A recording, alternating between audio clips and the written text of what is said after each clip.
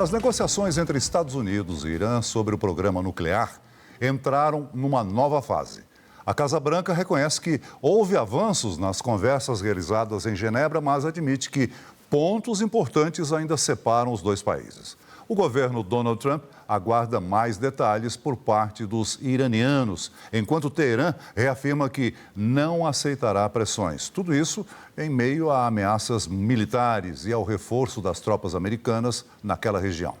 Nós vamos conversar com o professor de Relações Internacionais, Vitélio Brustolin. Professor, muito boa noite, obrigado por aceitar o nosso convite.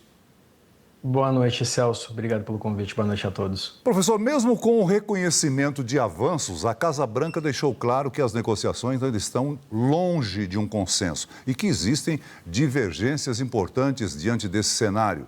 Que sinalizações diplomáticas esse momento traz e o que ele revela sobre as reais possibilidades de um acordo?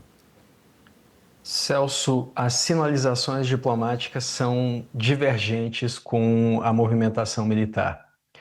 Eu digo isso porque os dois lados, o Irã e os Estados Unidos, saem dessas reuniões dizendo que houve avanços, mas ao mesmo tempo Trump desloca um segundo porta-aviões para a região, o maior porta-aviões do mundo, o Gerald Ford, para o Mediterrâneo Oriental, para perto de Israel e dos seus aliados no Oriente Médio, especialmente nesse momento que Israel está com pouca defesa antiaérea, porque em meados do ano passado houve uma guerra de 12 dias contra o Irã e os mísseis Patriot estão escassos porque são fornecidos também para a Ucrânia. Então, existe um movimento diplomático de continuar as tratativas, ao mesmo tempo em que a força militar no entorno do Irã aumenta. Agora são 2 porta-aviões, já estava por lá o Abraham Lincoln com sua escolta de cruzadores, de mísseis, de destroyers, de submarino nuclear, e agora vai o Gerald Ford. São, no total, em torno de 15 embarcações militares na região, que já é cercada por bases militares, especialmente a maior base militar dos Estados Unidos, que é no Catar, Celso. O que, para finalizar, o ponto principal é que há uma discordância. O Irã concorda até em limitar o seu programa nuclear, mas não concorda em limitar o seu programa de mísseis e nem parar de financiar grupos que os Estados Unidos consideram terroristas, como o Hezbollah, o Hamas, os Houthis no Iêmen, por exemplo, Celso. Agora, o governo americano também disse que aguarda aí mais detalhes por parte do Irã nas próximas semanas. O que indica que as conversas entraram numa fase mais técnica e decisiva nesse tipo de negociação? O que costuma estar em discussão nesse momento? E quais são os principais pontos que costumam dificultar o entendimento? O principal agora é o que o Irã vai fazer com os 440 quilos de urânio enriquecido a 60% que alega ter.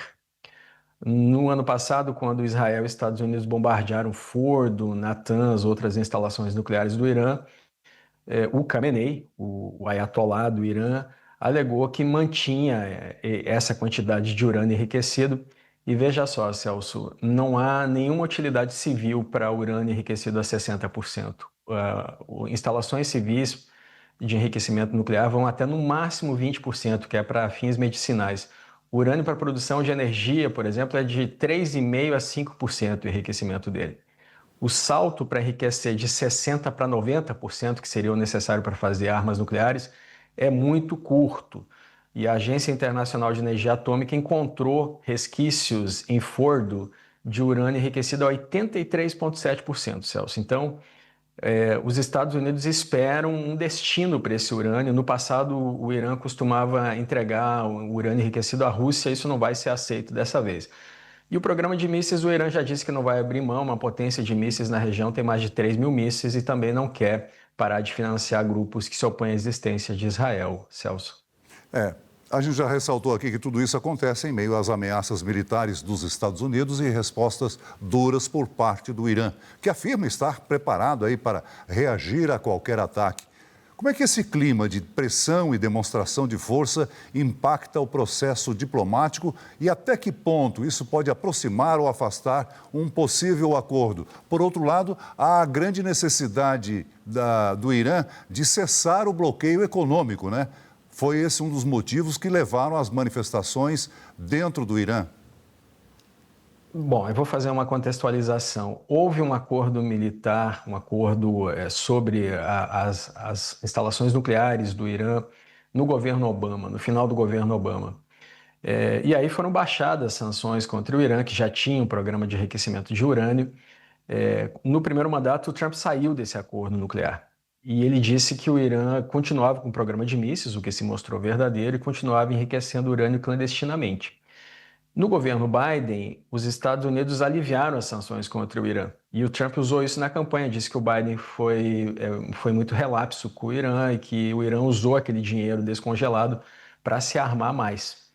Então, no final das contas, agora, nesse segundo mandato do Trump, voltou o cerco ao Irã e as sanções contra o Irã. E aí, veja só, Celso, o Irã tem um orçamento militar que vai de 25 a 30 bilhões de dólares, comparado com 900 bilhões de dólares dos Estados Unidos por ano. E o Irã é acusado de usar esse orçamento militar não para ajudar a população ou para desenvolver o país, mas sim para se armar. E isso levou muitas pessoas, não só isso, a crise financeira que vem das sanções, como você ressaltou, a partir de 28 de dezembro do ano passado, as pessoas foram às ruas protestar e algumas ONGs apontam que o Irã matou mais de 43 mil cidadãos iranianos que estão nas ruas protestando. Então, existe ainda uma insatisfação com o regime dos ayatolás e a complicação da economia do Irã também por conta das sanções, Celso. Professor Vitélio, nós estamos num momento crítico, né? Os Estados Unidos concentram aí muito armamento naquela região. Por outro lado, o Irã participa de exercícios militares com a China e a Rússia na região. Olha, a Rússia diz que pode enviar soldados para fazer exercícios militares. A China não se envolveu diretamente. A China depende do petróleo do Irã, é verdade.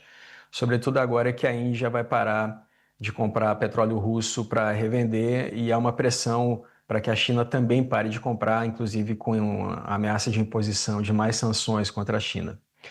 A questão é que a Rússia, no ano passado, não conseguiu prevenir os ataques que Israel e os Estados Unidos fizeram contra o Irã. A Rússia também não conseguiu salvar o Maduro, na Venezuela, que era um aliado seu, nem o Bashar al-Assad, na Síria, que também era financiado pelo Irã.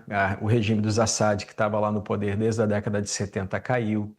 A Rússia não conseguiu defender a Armênia, que entrou em guerra contra o Azerbaijão, e a Armênia tem um tratado de segurança com a Rússia foi incapaz de defendê-la. Então a Rússia não tem conseguido projetar poder, nem mesmo agora, com o corte do petróleo fornecido a Cuba, a Rússia tem conseguido ajudar a Cuba. Então a Rússia está atolada na Ucrânia e não tem conseguido ajudar seus aliados históricos.